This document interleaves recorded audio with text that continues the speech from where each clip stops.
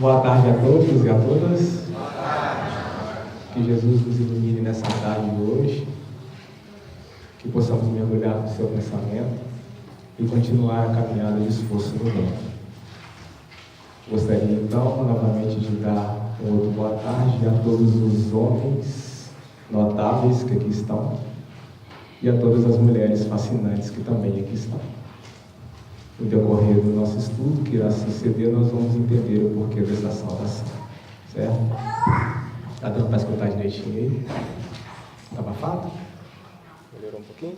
Agora nada. Muito bem. As conversações que irão se suceder nos minutos seguintes versam um pouco do que vimos aprendendo aqui com os benfeitores espirituais e certamente que espero que seja de bom grado para todos nós, uma vez que para mim tem sido. Eu gostaria de compartilhar com vocês essa experiência nossa aqui de construção aqui na casa e que possa ser proveitoso para todos nós. Muito bem. O espírito Leon Tolstói, numa obra intitulada Homens Notáveis, vai fazer uma narrativa que a gente pode dizer no mínimo extraordinária. Depois de trazer diversos casos, trazendo a história de vários homens da Palestina, esse espírito vai terminar essa obra com uma mensagem chamada Jesus. Naquela época, na Palestina, havia uma mulher que, talvez bem parecida com muitos de nós, passava por muitos conflitos existenciais e problemas do ser, do destino e da dor. Havia ela passado toda uma noite na praia, aguardando a presença do Mestre, a qual ali ela ficaria sabendo que passaria pela manhã bem cedo, aonde era a oportunidade única de ela encontrar com ele. Amanhecera, e ela ali a noite toda, bastante ansiosa, certamente, e aquele turbilhão de pensamentos, aquele turbilhão de emoções que ia se constituindo ao longo daquela espera demorada, fazia com que o tempo praticamente não se passasse dentro do seu psiquismo. Ansiosa, ao mesmo tempo que pensava nos seus problemas, via que Jesus demorava a chegar. Em determinado momento, o desespero era tanto que ela só podia chorar, e o seu único consolo não passava de suas próprias vestes, a qual enxugava suas lágrimas em vão, porque elas não paravam de cair. O tempo passava, e ela, em um certo desespero, deu-se por vencida. Foi caminhar, dizendo que o Mestre não viria, e que ela perdera a única oportunidade de mudar a sua vida, porque sabia precisamente que aquela era a sua última esperança. Ao longo daquela estrada, bastante estreita, se assim podemos dizer, vinha em sua direção um homem caminhando, apenas ele, e ela ressabiada, talvez assim como muitos de nós, um fato de ser uma mulher e estar bem cedo e ninguém na rua, olhava para trás, olhava para frente, e assustada, falou o que fazer? E ao mesmo tempo que ia pensando, o homem também ia se aproximando. E em dado momento ali, ela não conseguia mais conter e via que algo a puxava em direção àquele homem sem que ela tomasse conhecimento e força para fazer diferente daquele gesto. Em determinado momento, foi se aproximando e percebeu, olhou nos olhos daquele senhor e viu o seu semblante sereno, seu olhar claro, compassivo, e ela percebeu então que estava diante de uma luminosidade. Era Jesus. Esperançosa, porque ali havia encontrado o Messias, o verdadeiro Messias, ao qual tanto falava-se. E talvez assim como muitos de nós, ela começou a falar sem parar. E aquele homem, ao encontrar-se com ela, também olhando nos seus olhos, disse: tu me procuras? O que desejas? Eu fiquei pensando que poderíamos fazer uma espécie de comparação quando nós estamos num certo desespero, mano, e encontramos com os nossos amigos que não vemos há muito tempo. A expressão, certamente, das nossas angústias transpassa pelo nosso corpo. E mais ou menos acontece assim: despejamos o nosso rosário de sofrimento em cima dele. Muitos de nós, quantas vezes eu já fiz isso, não vejo a hora dele parar de falar, porque ele só fala de problema, despeja tudo o que está guardado nele, e ele assim também ela se fez. Falava, e quando suspirava um pouquinho, e continuava, falava, e aquele desespero tomava conta dela, e o máximo que ela chegou a fazer durante esse movimento era: você está me entendendo? E ele, mais ou menos assim que funciona conosco, e continuava falando. E aí, quando ela cansou e o mestre sereno, calmamente, disse para ela assim. Ela, porém, estava com um pensamento, certamente já depois de ter despejado o seu rosário de sofrimento, assim como nós certamente faríamos, ela diria: pronto, então agora está na hora dele dar para mim a receita para eu cuidar dos meus problemas. Vai resolver tudo. E qual a surpresa da moça chamada Miriam, ao ouvir do mestre as seguintes palavras: ame o seu próximo, perdoa, tende paciência, tende tolerância. Miriam não entendeu absolutamente nada do que estava acontecendo. E poderíamos talvez comparar com o que acontece também aqui com muitos de nós, quando alguns dos nossos amigos chegam para nós afoito dizendo: nossa, eu fui no centro espírita e lá é uma maravilha, você tem que ver como é que transformou a minha vida, aquilo lá me ajudou demais. E aí a gente vem correndo e chega e conversa com o benfeitor espiritual e a gente sai de lá cabisbaixo. Mas o que aconteceu, meu filho? Você entrou no fundo? Não. Eu levei para ele um monte de problema, ele veio falar comigo de outras coisas que não tem nada a ver com aquilo que eu viveu no Pai. E assim também Miriam agiu, pensando, enquanto o mestre falava, que o mestre não a entendia. Vociferando, ela disse para ele: mas Senhor, eu quero ser feliz, eu tenho esse direito. Se eu fizer só isso, se eu só tolerar, se eu só tiver paciência, se eu fizer só isso, eu apenas vou estar fazendo para os outros, enquanto a mim, que vivo sofrendo tanto e que preciso mudar os caminhos da minha vida. Jesus percebeu aquela situação e calmamente, apenas colocando a mão sobre os teus ombros, entendendo-a, mas ela certamente não entendendo o mestre, pensou consigo mesmo: mas esse Senhor não é aquele que faz milagres? Cura os leprosos, ressuscita os mortos, cura as chagas dos outros. Não seria muito fácil para ele simplesmente vir aqui e retirar os meus problemas e me fazer feliz? Tornar uma pessoa feliz para ele seria muito simples, já que ele faz tantas coisas assim e tantos prodígios como é dito pelos quatro ventos afora.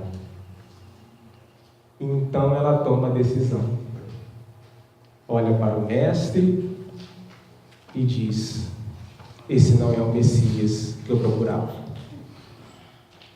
E a estrada diante dela se faz longínqua e infinita na Galileia. E ela olha para o horizonte e prossegue a sua caminhada em sentido oposto ao Mestre Nazareno. Podemos imaginar, mais ou menos, essa história, nós sendo esse personagem, no caso Miriam, nos tempos da Galileia, e como que os benfeitores espirituais, procurando certamente seguir os passos do Mestre, vem nos mostrando os caminhos exatos do qual precisamos seguir para encontrar a nossa felicidade. Especificamente no capítulo 5 do Evangelho segundo o Espiritismo, vamos ver Allan Kardec fazer uma explanação extraordinária acerca da causa das aflições. O título, Bem-aventurados os aflitos, vai incorporar todos aqueles que choram, porque serão consolados, aqueles que sofrem, aqueles que têm sede de justiça, aqueles que têm fome, porque serão saciados, e vai por aí afora. Mas o que não podemos perder de vista é como que, nesse capítulo, Allan Kardec vai fazer um traçado de como encontrar o reino dos céus e a felicidade para nós. Ao trazer, primeiramente, das causas atuais das aflições e, posteriormente, se nós não encontrarmos ali nas causas atuais das nossas aflições, certamente ele vai nos mostrar que estão nas causas anteriores, através dos nossos atos anteriores de outras existências. Mas o que nos interessa aí um pouco mais seria quando Kardec vai falar especificamente acerca da felicidade, dizendo que ela não é deste mundo. Então, nessa grande condição, se a gente podemos dizer assim, desse capítulo, nós vamos observar que ele vai se constituindo numa tríade. E a gente percebe como os benfeitores trabalham conosco a partir dessas grandes áreas, nos mostrando exatamente o caminho a se seguir, exatamente os passos a dar para nós buscarmos a felicidade. E vamos observar que, em todos os momentos, quando Jesus faz a menção à felicidade a cada um de nós, ele vai nos fazer olhar para dentro de nós. Talvez poderíamos dizer que Jesus está mudando toda uma lógica de pensamento que a gente vem se acostumando a fazer. Porque naturalmente temos o hábito de buscarmos a felicidade ou nas coisas, ou nos outros, ou não importa onde, mas sempre naquilo e naquela sede insaciável. Se a gente pudesse comparar e talvez fazer uma pequena metáfora, conforme os benfeitores o fazem, é como se estivéssemos tomando uma água salgada do mar. Quanto mais bebermos, mais sede vamos ter. E é mais ou menos por aí que eles vêm trabalhando conosco todo o nosso psiquismo.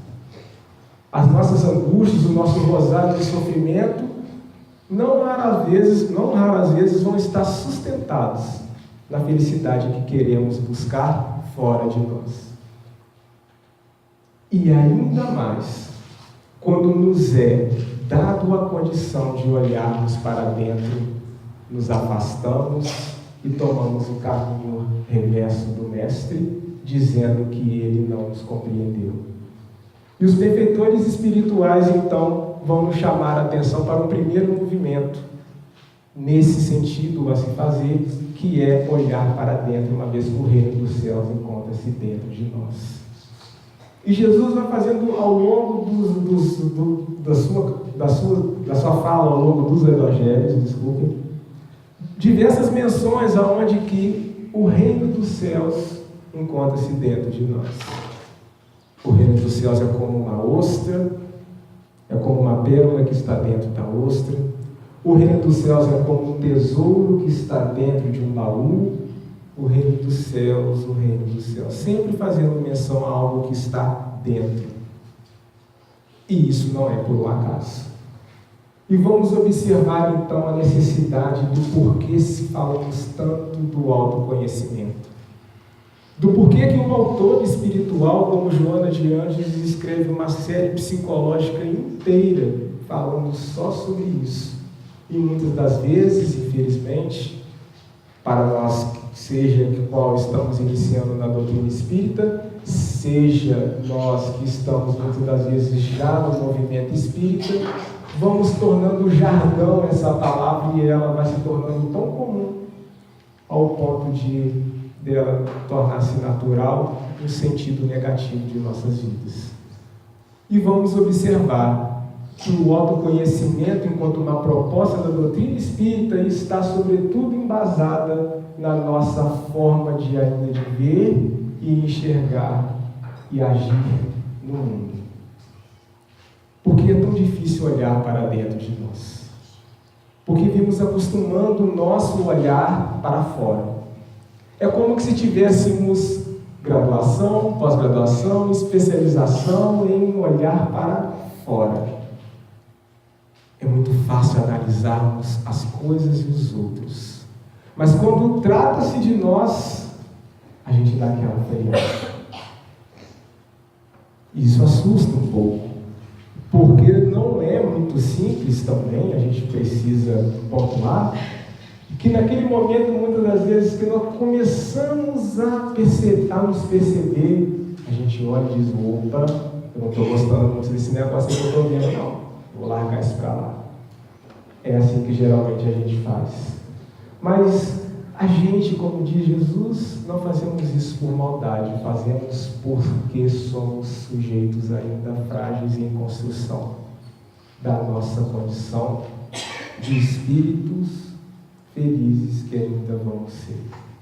Mas nós negamos olhar e enfrentar as nossas dificuldades.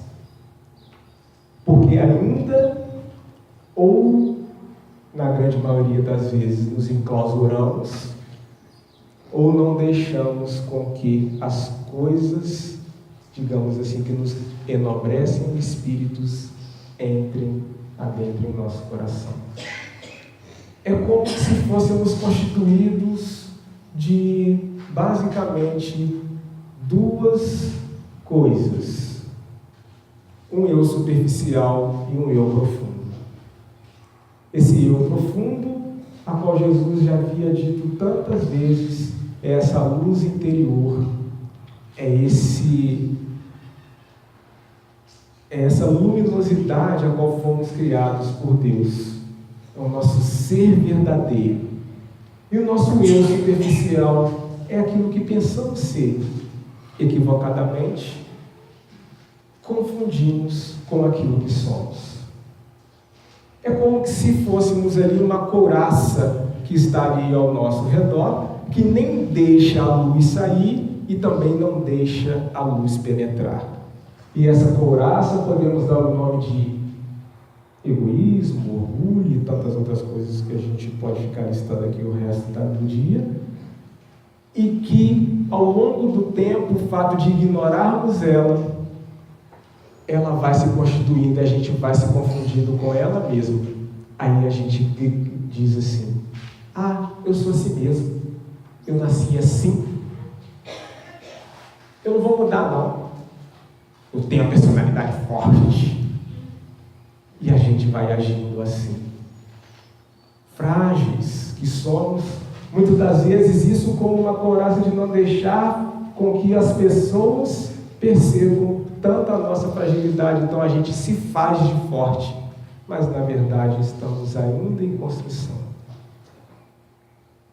Não deixamos a luz sair, nossa própria essência, e ignoramos também as possibilidades de crescimento e de auxílio que vem de fora para dentro, a qual temos a oportunidade de vivermos o nosso dia a dia. E aí, a gente vai sobrepondo a nossa forma egóica de ver o mundo. Não obstante, aquilo que está dentro de nós,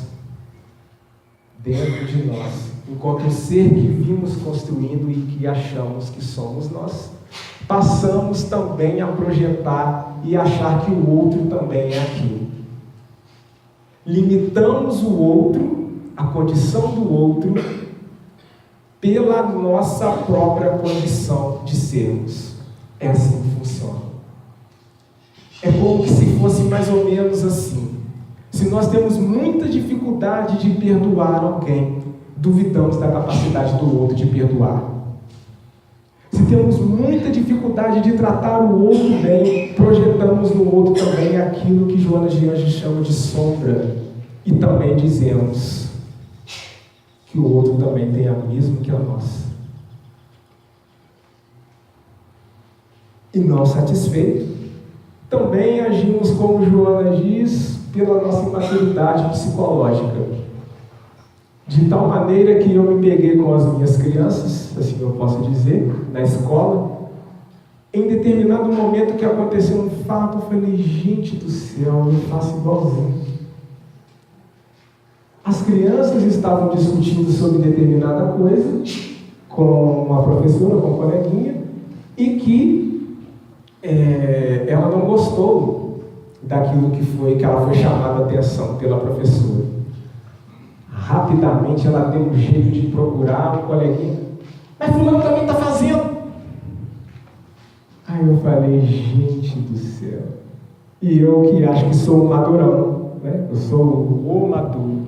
E fiquei nervoso quando a Joana de Anjos ainda me chamou particularmente, porque eu estava lendo, de uma criança espiritual ou com imaturidade psicológica. É mais ou menos assim que fazemos. Para nos proteger, o nosso ego age assim. Quando alguém nos atina determinada coisa que precisamos melhorar, não raramente a nossa reação é de apontar também no outro aquilo que ele faz de errado. Mas você também faz isso? E não nos damos conta que é esse bate-volta no ego que está fazendo isso. É o ego que está dizendo. Para quê? Para que a gente avance ou alivie a nossa culpa por termos nos atinado de que estamos falhando naquele momento. Estamos nos equivocando. Mas para não darmos o braço a torcer, preferimos também apontar para o outro para ficar aqui, estamos no 0 a 0. Eu também erro, mas você também faz igual. É assim que fazemos.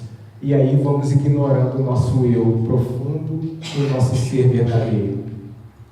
Mas em dado momento ainda, apesar das lutas, apesar das dificuldades, apesar desse ego estar fazendo uma força danada e a gente ali travando, a gente busca e a gente corre atrás. Mas a gente pega, a gente estuda, a gente faz e a gente se dá conta de que a gente está fazendo tanto, está correndo atrás, está se esforçando tanto para saber, eu sei tanto, mas eu faço muito pouco daquilo que eu sei. E vem a angústia. Poxa vida, eu estou lendo, eu estou estudando, eu estou fazendo, eu estou participando dos grupos de estudos, mas na hora que vem a aprovação, eu escorrego, eu piso na casca do tomate. E aí como é que faz? A angústia vem. E eu me deparei com nesse lugar exatamente da angústia. E procurei me informar o que estava acontecendo, em que medida eu poderia estar ou não mentindo para mim mesmo, porque não nos enganemos. Outra característica fundamental do ego é mentir para si mesmo. Mentir para si mesmo. E aí eu me deparei com a seguinte questão. Entre o saber da ética cristã e entre o fazer da moral cristã, entre o saber e fazer, pode existir uma certa distância. Pode ser longa ou pode ser curta. E aí os Espíritos vêm nos dar o consolo que não se trata de pensarmos o começo e nem o final das coisas, mas canalizarmos os nossos esforços exatamente nessa caminhada. Fazendo o quê? Nos perguntando mais. E exatamente aí que precisamos nos esforçar. Porque sem nos perguntarmos, nós vamos continuar no mesmo lugar, afirmando-nos o tempo todo aquilo que pensamos ser.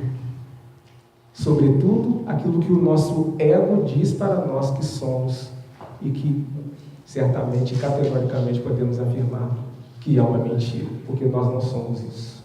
Somos constituídos por isso, mas nós não somos isso.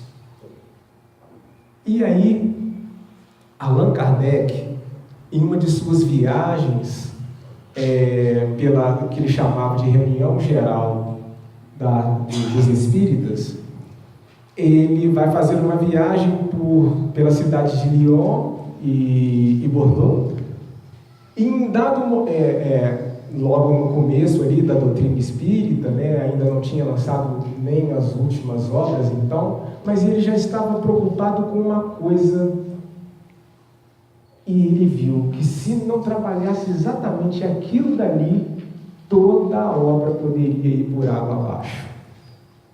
Então ele vai fazendo essas discussões, e em dado momento dessa palestra que ele faz, ele vai falar das dificuldades do movimento espírita. E dessas dificuldades do movimento espírita, para quem começa a ler o texto, começa a pensar dos inimigos da doutrina espírita, porque na época existia muitas pessoas avessas. Existiam padres que não gostavam, existiam cientistas, existiam céticos, existiam pessoas de outras religiões múltiplas que queriam, de fato, contestar o processo. Mas, do meio para o final, Kardec dá um pulo do gato. Ao invés de focarmos nos inimigos exteriores, Kardec vai nos chamar a atenção para outra coisa. Ele vai falar das características, se a gente ele assim denomina, de 3 grupos espíritas, a qual ele percebeu durante esse movimento. O primeiro são aquelas pessoas que vão no centro espírita precisamente para ver e participar dos fenômenos espirituais. Na época, muito comum, ver mesas girantes e pessoa psicografar, pessoa que não é letrada, escrever textos filosóficos extraordinários, todo mundo aplaudindo. A gente vê no centro espírita, eu vejo portal, fulano melhorou, e as pessoas que se ocupam excessivamente com o fenômeno espírita. Isso é um grupo. Mas que dali não tiram ensinamento moral algum. O segundo grupo, Kardec assevera. As pessoas que vão no centro espírita conhecem a sua filosofia moral, entretanto, só se preocupam em aplicar na vida alheia. E o terceiro, Kardec vai dizer: as pessoas que vão no centro espírita procuram saber da filosofia, procuram estudar a sua moral e principalmente aplicam a si mesmos. Eis aí o propósito da doutrina espírita e do autoconhecimento. É esforçar para enfrentarmos o incômodo do prefixo auto. Auto que significa si mesmo. Entrarmos no terceiro grupo, conforme disse Kardec. Pensar sobre si mesmo, modificar a si mesmo. O esforço de estudarmos a ética cristã, confrontarmos as nossas verdades com as verdades divinas, as nossas verdades superficiais do ego com essas verdades interiores que estão em nós, sobretudo na nossa consciência. E o esforço para sermos mais humildes, porque não adianta absolutamente nada disso tudo, sem o dado da humildade, porque senão vamos apenas afirmar para nós mesmos aquilo que queremos. Vamos só afirmar isso. Vamos apenas ratificar. A gente vai pensar, será que foi? Será que não foi? Mas no final das contas vamos sempre dizer para nós mesmos, eu que tenho razão. Se a conversa já começar por aí, não precisa nem começar a reflexão. E aí chegamos, enfim, na pergunta 919, tão famosa para nós espíritas. Infelizmente vem se tornando, já não se tornando comum, e a gente precisa pensar sobre ela. Por que ela é tão importante para nós? Porque Kardec pergunta aos espíritos nessa obra qual o meio prático mais eficaz. E isso faz toda a diferença. Meio prático e eficaz. Que tem o homem de se melhorar nesta vida e de resistir à atração do mal. Aqui há uma diferença. Porque os espíritos vão responder, no caso Santo Agostinho vai responder, um filósofo vai citar um outro filósofo que já tinha dito sobre isso. Ele vai dizer, conhece-te a ti mesmo. E aí que vem algo que talvez a gente se esquece. Porque Kardec ele vai continuar. Veja bem, assim como nós podemos ter aquela dificuldade entre o saber e entre o ser, ele vai dizer, olha, conhecemos toda a sabedoria dessa máxima. Conhecemos isso, nós sabemos disso. Porém, a dificuldade está precisamente em cada um conhecer a si mesmo. Aí que está. Porque o ato de conhecer a si mesmo não se trata de mais um conhecimento histórico. Eu sabia que no deserto faz calor de dia e frio de noite, eu sabia que ali tem uma vegetação de clima árido, semiárido. Isso é conhecimento histórico, isso é conhecimento geográfico. Conhecer a si mesmo não se trata de mais uma informação a se saber. Trata-se especificamente de um método. De um método. E, sobretudo, um método mais eficaz. Então, quando alguém dizer para a gente, conhece-te a ti mesmo, não se trata de mais uma avaliação, isso é mais um negócio, é por isso que a gente vai embora e não quer mais conversar com o mentor espiritual, porque ele pediu para a gente se conhecer. Não deu para nós aquilo que a gente gostaria de ter recebido. Nos enganamos, porque ele acabou de dar um método prático para a gente melhorar e resistir à tentação do mal. Mas a gente fugiu não do mentor espiritual nem de Jesus, só fugimos de nós mesmos. E aí Santo Agostinho vai descrevendo toda a resposta que vocês podem ir lá e conferir. E ele vai dizer, quando Kardec pergunta, ele vai dizer, então faz como eu fiz, dorme todos os dias à noite, procura dormir e pensar em todo o mal que fez, todo o bem que fez ou deixou de fazer. E se porventura tiver dúvida se aquilo que você fez foi bom ou ruim, aplique a lei áurea, que é coloque-se no lugar do outro.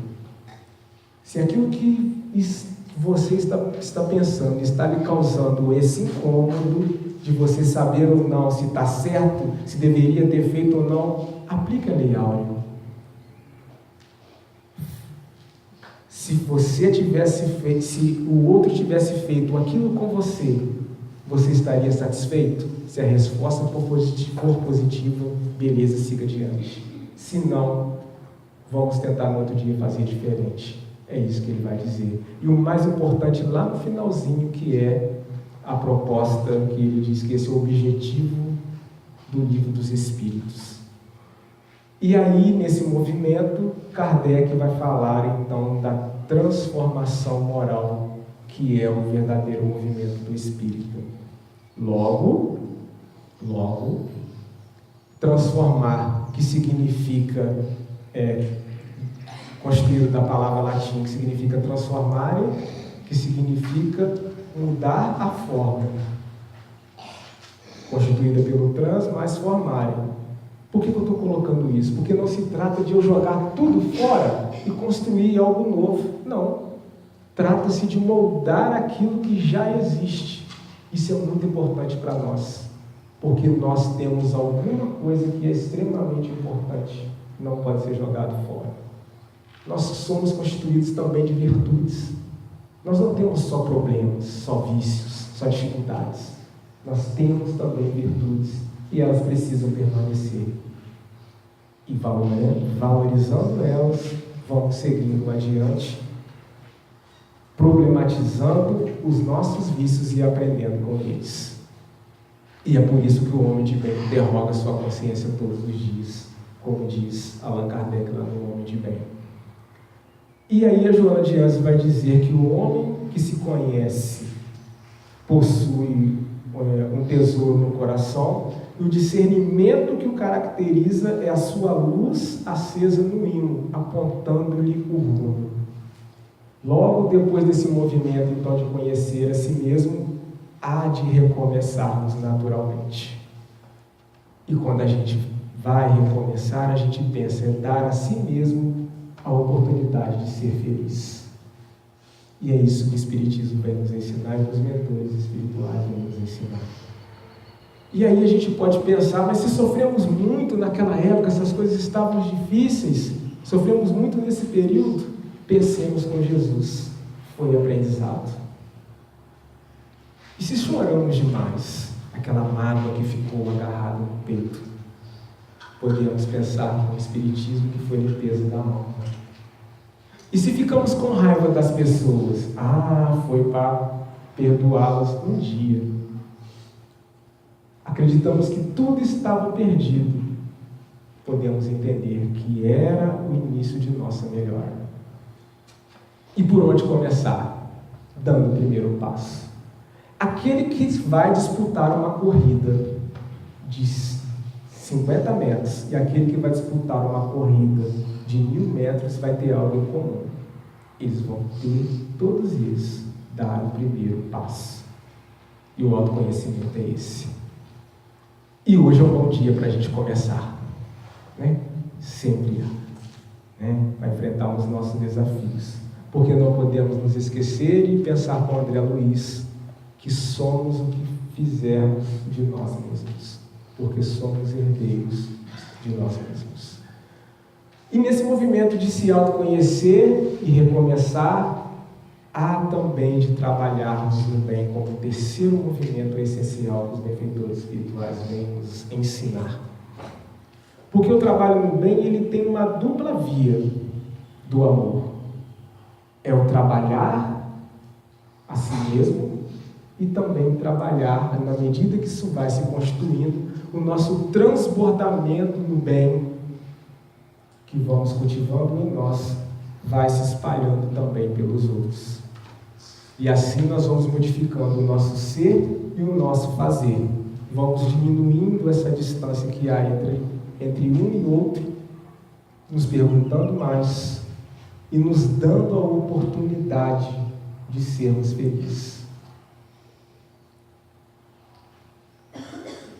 E aí a gente vai percebendo algumas figuras que fizeram isso para si mesmo, que nos dão um exemplo, pessoas que são conhecidas.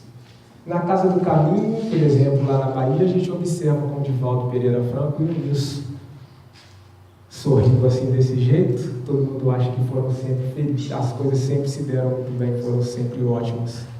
Só conversando com eles, ouvindo as suas entrevistas para verem a dificuldade que foi, tanto para construir também na sua vida íntima, que eles passaram para poder chegar aonde chegaram. Hoje, conosco encarnado, está apenas Divaldo Franco.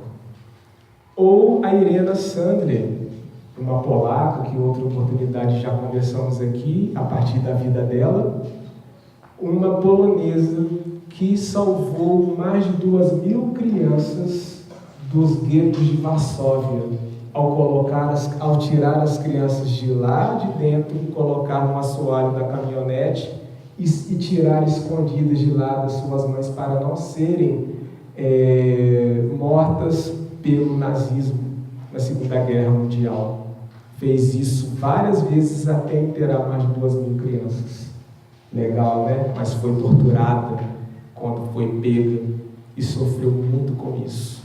Entretanto, foi colocada a possibilidade para ela em 2012 de Prêmio Nobel da Paz. Ou o nosso querido Chico Xavier, que deixa para a gente mais de 400 obras aí para a gente estudar. Entretanto, também, quem conhece um pouco da história dele sabe do sofrimento que ele passou na infância e também em outras questões. mas procurou conhecer a si mesmo, recomeçar e trabalhar no bem. Ou a Madre Teresa, que teve coragem de romper com tudo aquilo que tinha na lógica da época e foi viver nas ruas em favor totalmente dos pobres lá na Índia. Ou a Ivone Bezerra de Mello, uma brasileira, aqui conosco, ainda no Rio de Janeiro, que ensinava as crianças da Candelária, dava aula para as crianças ali, até a chacina. E por ela ser professora, também foi presa pelos milicianos, pelos policiais, porque ela viu o processo e foi perseguida. Lutou contra si mesma e venceu. Criou a pedagogia Oerê de Mello, que não apenas tem no Rio de Janeiro, mas em vários países da África, por uma pedagogia específica para tratar de crianças que sofrem abusos na família e que passam por traumas também de violência, seja física ou simbólica, que é muito forte também no Rio de Janeiro. Ou o nosso querido Gandhi, que ajudou o processo de libertação da Índia sem levantar uma arma, sem violência alguma. Ou a nossa querida menina Malala, que rompeu com as lógicas também, a menina paquistanesa, que rompeu com as lógicas aí do Talibã, que não deixavam as pessoas, que não deixavam meninas aprender na escola. Mas nós não somos eles. Que bom, né? Se começarmos a pensar por aí, já estamos pensando com uma lógica lúcida, né? É assim que nos adverte também Paulo de Tarso e Barnabé. Em dado momento, os dois lá no Atos dos Apóstolos, era muito comum na época, quando alguém ficava muito nervoso com alguma coisa, tinha o hábito da gente ficar assim, né, bastante estressado e tal, com alguma questão, ajoelhar-se, rasgar a camisa, gritar, orando aos céus. E assim também fizeram Barnabé e Paulo de Tarso. Quando eles curaram um deficiente de nascença, e as pessoas que estavam ali, que cultivavam os deuses Mercúrio e Júpiter, disseram: olha, vocês estão vindo aqui, vocês são os nossos novos deuses. E eles ficaram nervosos, dizendo: varões, por que fazer essas coisas? Nós também somos homens como vós, sujeitos às mesmas paixões. Chamando a atenção daquelas pessoas, que bastaria mudar de conduta, caminhar verdadeiramente com Cristo, que eles poderiam fazer tudo aquilo que eles fizeram, não precisariam depender deles. E aí a gente observa assim, para irmos já para o nosso término, que somos trabalhadores anônimos. Essas imagens são reais, tá? Trabalhadores anônimos, que muitas das vezes o nosso nome não vai estar lá em plaquinha nenhuma, de obra nenhuma que fizemos. Não vai. Vamos dar um duro danado. Inclusive, vamos estar sob um trabalho até perigoso, até difícil, né? Imagine as pessoas ali trabalhando ali, né? Em 1880 e tantos. Alguém tem ideia do que eles estavam construindo? Já viram essas imagens? Não?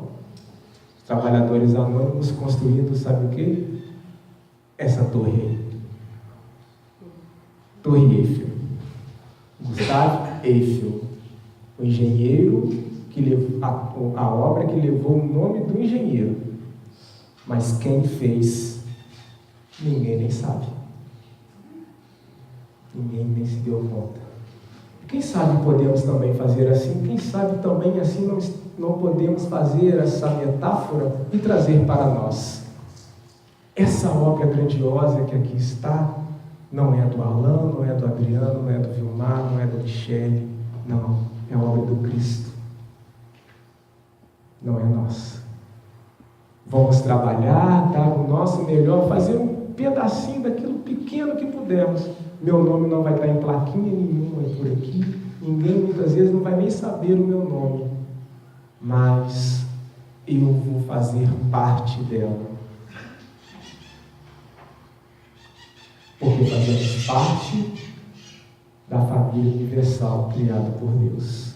E assim nós vamos caminhando, assim como Miriam, que também caminhou, porque a história não parou lá. Os séculos passaram e aquela estrada da Galileia foi se alargando também pelos tempos afora, podemos dizer, pelas diversas existências que se deram futuramente. Agora Miriam está no Brasil. Encarnou aqui. Em dado momento, ela continuou a procurar nos templos, nas pessoas, nas coisas, nos outros, a sua felicidade. Em dado momento, ela passa pela rua e vê no outdoor a imagem do Nazareno, escrito as palavras: eu sou o caminho, a verdade e a vida. E como que se estivesse relembrando aquele momento precioso que deixou passar, ela se sente um pouco angustiada, entretanto a sua própria consciência lhe faz relembrar: calma, vamos com calma. Haverá um dia que seu coração irá desabrochar com um simples raio de sol. E eu lhe compreendo. Mas o fato de eu lhe compreender é que justamente você está aqui neste mundo, novamente. No seu tempo, nas suas condições, anônima como grande parte de nós, com o único propósito de aprender a amar. Assim disse a consciência para ela. E assim também vai dizer para nós a nossa consciência sobre a necessidade de continuar caminhando, como no esforço de autoconhecer, de recomeçar e de trabalhar no bem permanentemente. E essa bolinha que vai de um lado para o outro, a gente pode dar um nome de esforço, que vai fazendo esse jogo de hora está num lugar e hora está no outro ao longo de todas as existências. E a gente vai sempre seguir caminhando com Jesus, fazendo a nossa parte e sendo o melhor onde que pudermos ser. Fiquemos em paz, sob a proteção do Mestre, e todos tenham um bom trabalho.